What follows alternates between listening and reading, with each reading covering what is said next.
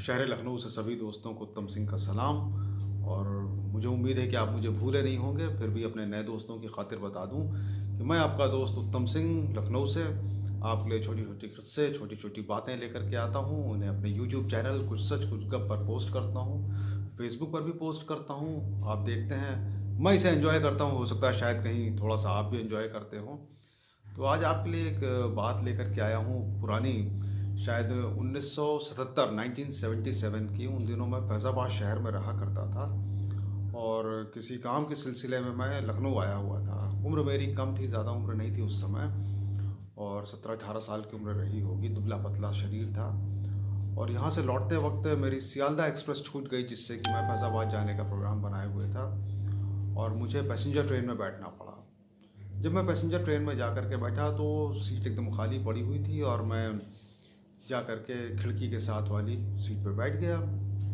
थोड़ी देर में जब ट्रेन चलने को हुई, दो कांस्टेबल अंदर आए और आकर के उनमें से एक ने मुझसे बोला कि ए लड़के, इधर आके बैठो। तो मैंने कहा जगह खाली पड़ी, आप वहाँ बैठ जाइए, मैं यहाँ किनारे बैठा हूँ, मुझे बैठने दीजिए। उसने जवाब में कुछ नहीं कहा, सिर्फ अपना हाथ बढ़ा करके मेरा हाथ पकड़ा और मुझे खींच के दूसरे किनारे पर कर दिया और खिड़की के साथ बैठ गया। मुझे गुस्सा तो बहुत आया, लेकिन पुलिस वाले थे, मोटे तगड़े थे, मैं बिल्कुल दुबला पतला एकदम सीकिया पहलवान था मैं उस समय। मैं कुछ नहीं बोला, लेकिन मन ही मन में उबलता रहा। रात करीब मेरा ख्याल है 12:30-1 बजे के आसपास ट्रेन फैज़ाबाद स्टेशन पहुंची और वो दोनों पुलिस वाले सो रहे थे। जो जिसने मुझे खींचा था और जो खिड़की के पास बैठा था, वो खिड़की पर ऐसे सर टिका करके गहरी नींद में सो रहा था। मैं जब ट्रेन से उतरा तो बजाय प्लेटफॉर्म की तरफ उतरने के मैंने ऐसा किया कि मैं ऑफ साइड में, ट्रेन के दूसरी साइड में जिधर पटरियाँ थीं उस साइड में उतरा। और इत्तेफाक से वो कंपार्टमेंट जहाँ हम लोग बैठे थे वो बिल्कुल दरवाजे के बगल वाला था।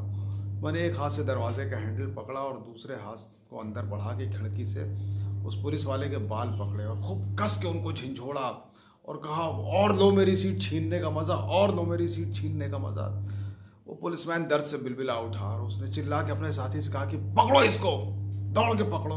अरे मैं कहाँ पकड़ में आने वाला था जनाब।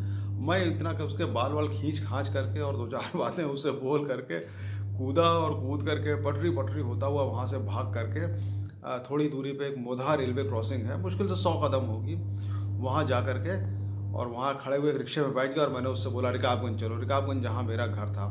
अब पता नहीं पुलिस वाला मेरे पीछे आया कि नहीं आया लेकिन बहुत समय तक उसको सर का दर्द और वो बालों का खींचना और उस दर्द से बढ़ करके वो बेइज्जती बर्दाश्त होती रही होगी, याद आती रही होगी, जो एक 16, 17, 18 साल के लड़के ने उसके साथ की थी। लेकिन शायद उसको एक सबक मिल गया होगा कि कभी किसी के साथ इस तरीके से बदतमीज़ी नहीं करनी चाहिए।